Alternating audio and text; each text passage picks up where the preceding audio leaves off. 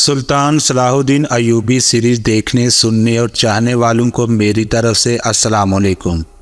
ناظرین، اس قسط کے آغاز میں ہم دیکھتے ہیں کہ گریگور سلطان نور الدین زنگی کے محل میں آتا ہے اور صلاح الدین اسے دیکھ کر اپنا خنجر اس کے سینے میں گھونپ دیتا ہے اور گریگور اس خنجر کو اپنے سینے میں دباتے ہوئے کہتا ہے، میں مرنے سے نہیں ڈرتا، لیکن خون کا ہر قطرہ جو تم نے بہایا اب سے حج کے راستے پر بہے گا، میں مسلمانوں کا خون بہاؤں گا۔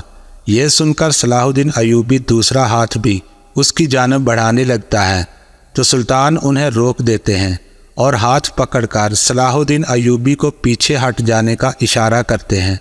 سلطان گریگور سے کہتا ہے، تمہارا بابا بھی ایسے ہی باتیں کرتا تھا، اس کی قسمت میری تلوار نے لکھی، تمہارا بھائی بھی تمہارے بابا کے نقش و قدم پر چل پڑا اور وہ اپنی جان سے ہاتھ دھو بیٹھا، اور تم بھی انہی میں سے ہو۔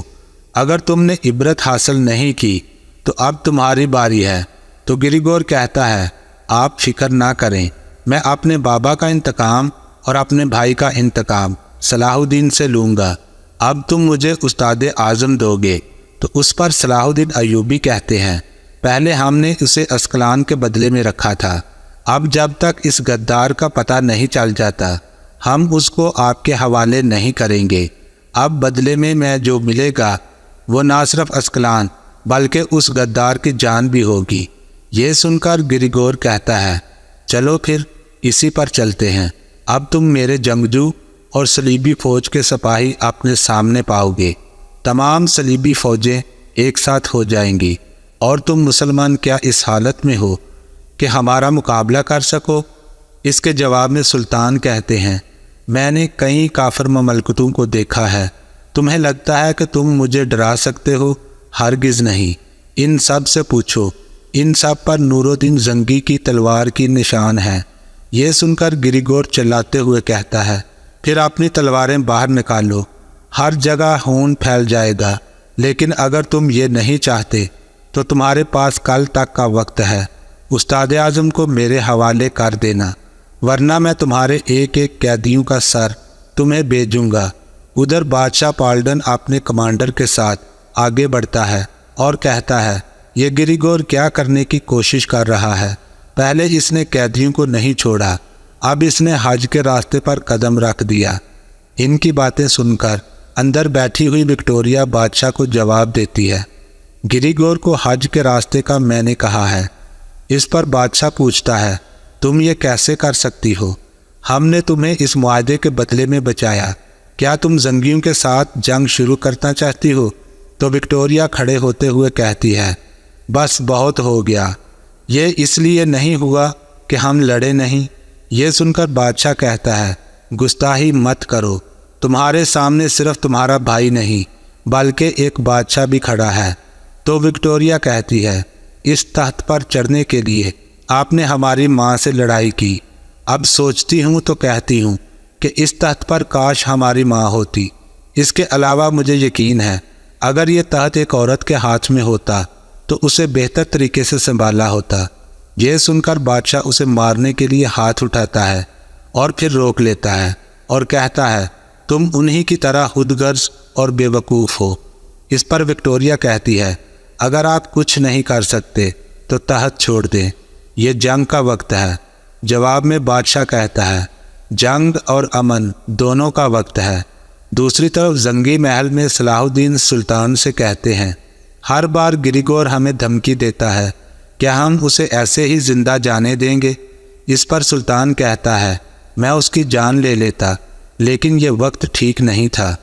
ہم اگر اسے کوئی نقصان پہنچاتے تو ہمارے تمام قیدی مارے جاتے، تمہارے سپاہی اور منصور کے بیٹے کے سمیت، خاص طور پر حج کے راستے پر بھی کوئی نہ بچتا۔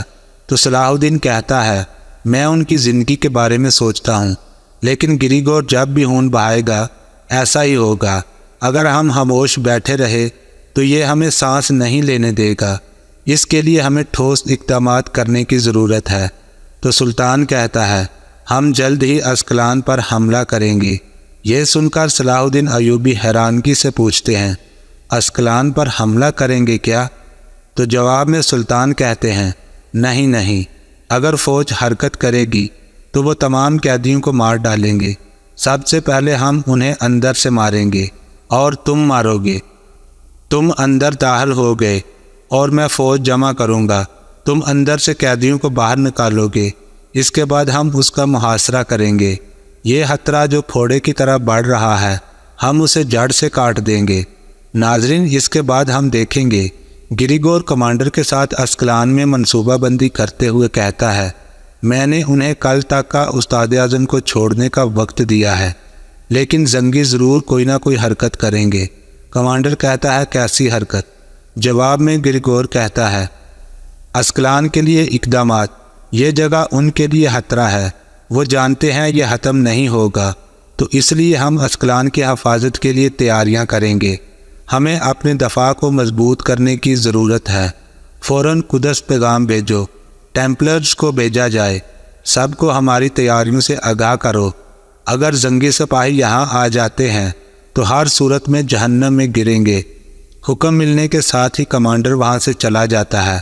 ناظرین، اس کے بعد اگلے دن ہم دیکھتے ہیں صلاح الدین اپنے دوست سپاہیوں کے ساتھ اسکلان کی طرف روانہ ہوتے ہیں اور زنگی محل میں سلطان شیرکو کے ساتھ منصوبہ ترتیب دے رہے ہوتے ہیں۔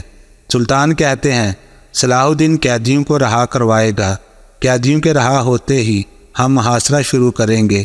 پھر سلطان امیر الہانی سے پوچھتے ہیں، کیا نصر الدین کو جلا وطنی کے مقام پر پہنچا دیا؟ تو امیر الہانی جواب دیتے ہیں، ابھی تک کوئی خبر نہیں ہے میرے سلطان۔ تو سلطان امیر الہانی سے کہتے ہیں، دیکھو اس مسئلے میں دلچسپی لو، ہم دشمن سے لڑ رہے ہیں، اس لیے پیچھے کوئی رکاوٹ نہ چھوڑو۔